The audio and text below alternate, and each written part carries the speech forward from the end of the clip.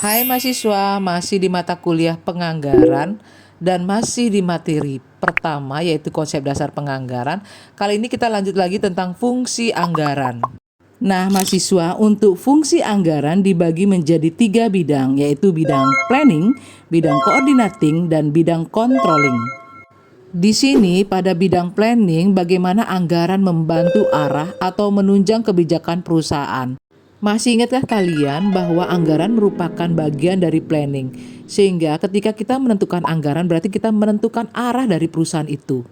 Dan untuk di bidang coordinating, bagaimana anggaran itu membantu menempatkan pemakaian modal pada saluran-saluran yang menguntungkan, yang sesuai dan seimbang dengan program perusahaan.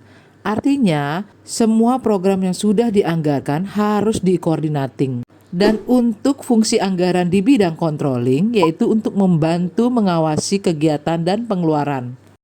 Jadi dengan adanya anggaran kita mampu mengawasi pengeluaran yang berlebihan dan meminimalisir risiko yang ada. Jadi apa tujuan menyusun anggaran? Yaitu satu, untuk menyatakan harapan atau sasaran perusahaan secara jelas dan formal sehingga bisa menghindari kerancuan dan memberikan arah terhadap apa yang hendak dicapai oleh manajemen.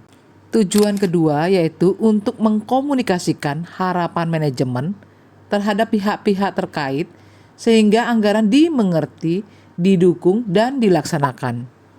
Berikut tujuan ketiga yaitu untuk mengkoordinasikan cara atau metode yang akan ditempuh dalam rangka memaksimalkan sumber daya.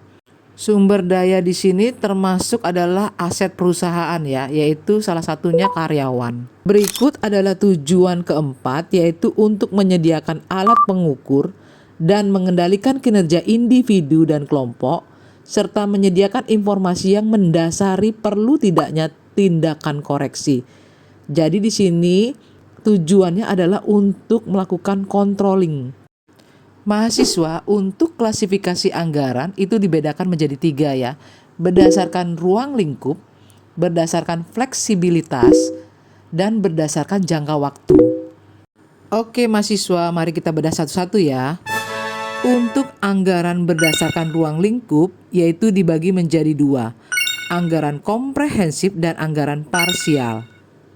Untuk anggaran komprehensif yang dimaksud yaitu anggaran perusahaan yang disusun dengan ruang lingkup yang menyeluruh yang mencakup seluruh aktivitas perusahaan.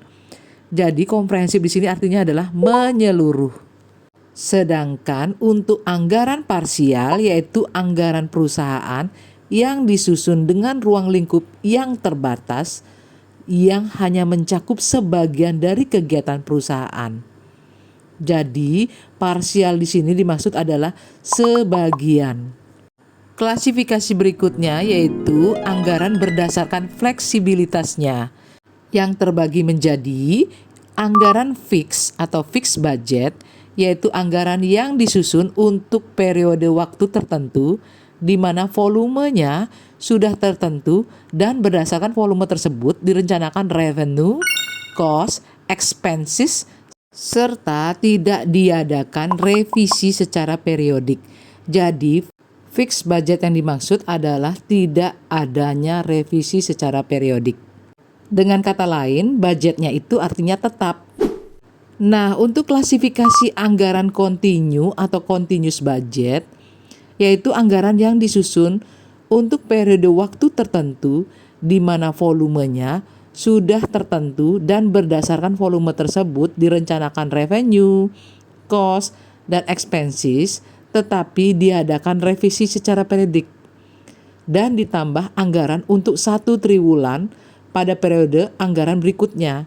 Jadi mahasiswa, yang membedakan antara anggaran fix dengan anggaran continue adalah pada anggaran fix itu tidak boleh diadakan revisi secara periodik, sedangkan pada anggaran continue itu boleh direvisi secara periodik.